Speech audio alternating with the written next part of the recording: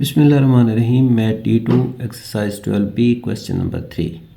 A cone has a base area of 20 meter square and a volume of 160 meter cube. Find the height of the cone. तो इस question को शुरू करने से पहले अगर आपने मेरे चैनल को सब्सक्राइब नहीं किया तो सब्सक्राइब कर लें और बेल आइकॉन को प्रेस कर लें ताकि हर आने वाली वीडियो आपको मिल सके। क्वेश्चन को शुरू करने से पहले क्वेश्चन की स्टेटमेंट को समझें। एक कोन है, a cone has a base area 20 metre square. एक कोन है जिसका बेस एरिया 20 मीटर स्क्वायर है and a volume of 160 metre cube, और उसका वॉल्यूम 160 मीटर क्यूब है। Find the height of the cone. तो हमने इस कोन की हाइट मालूम करनी है। तो सबसे पहले बेस एरिया से हम इसका रेडियस फाइंड करेंगे, क्योंकि किसी भी कोन में तीन चीज़ें होती हैं, रेडियस, हाइट और वॉल्यूम। तो अब इन तीन चीज़ों में से हमें कोई सी दो अगर मालूम हो तो तीसरी हम मालूम कर सकते हैं। तो यहाँ हमें वॉल्यूम और बेस एरिया दिया हुआ है, हाइट हमने मालूम करनी है। तो बेस एरिया से हम रेडियस मालूम कर लेंगे। जब हमें रेडियस मालूम हो जाएगा तो फिर हम इस रेडियस की मदद से उसकी हाइट फाइंड कर लेंगे। फिर हमें रेडियस भी आ जाएगा और इसका वॉल्यूम भी आ जाएगा, तो उससे हाइट हमारा फाइंड कर लेंगे। क्वेश्चन को शुरू करते हैं।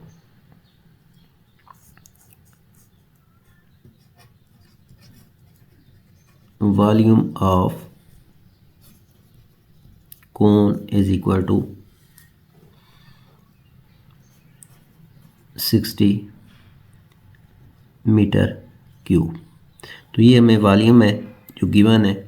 इसके बाद हमारे पास बेस एरिया है। Base area of cone is equal to 20 metre square. तो हमें इस बेस एरिया से रेडियस फाइंड करेंगे। तो base area is equal to pi r square. Values put कर देंगे। बेस एरिया है हमारे पास 20 मीटर स्क्वायर, पाई हमारे पास 22/7 होती है और ये आर स्क्वायर आ जाएगा। तो अब ये 22/7 जब दूसरी साइड पे जाएगा तो ये उल्ट जाएगा, 7/22 हो जाएगा, और यहाँ पे मल्टीप्लाई हो रहा है तो वहाँ जब डिवाइड होगा तो ये उल्ट जाएगा। तो r square is equal to 20 into 7/22।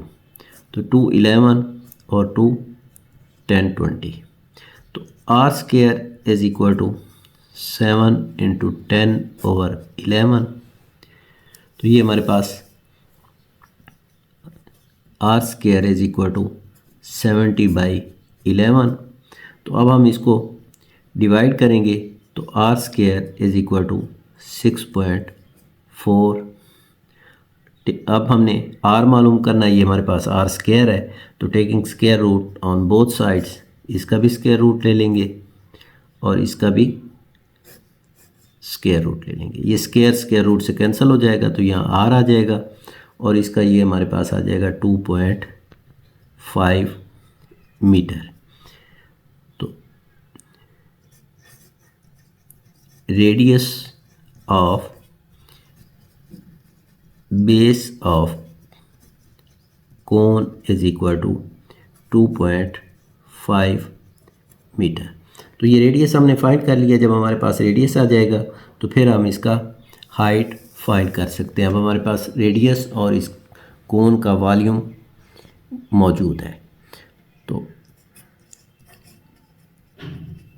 Volume of cone is equal to 1/3 into pi r square h.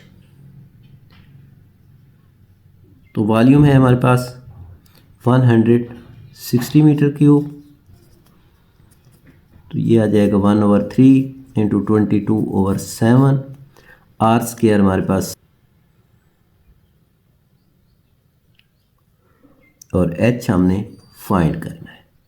तो आर स्क्वायर हमारा आ जाएगा 2.5 का स्क्वायर। तो ये आ जाएगा 160 आ जाएगा,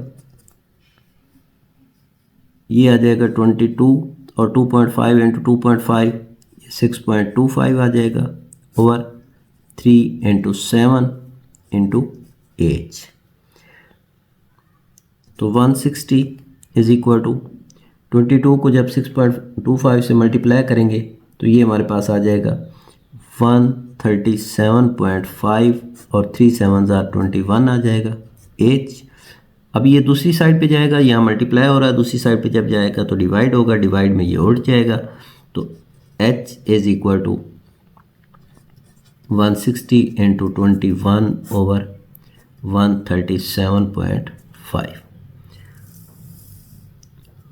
तो अब हम इसको कैलकुलेटर की मदद से ऊपर वाले को ऊपर वाले से मल्टीप्लाई कर देंगे। तो h is equal to 3360 over 137.5। तो अब हम कैलकुलेटर की मदद से इसको डिवाइड करेंगे।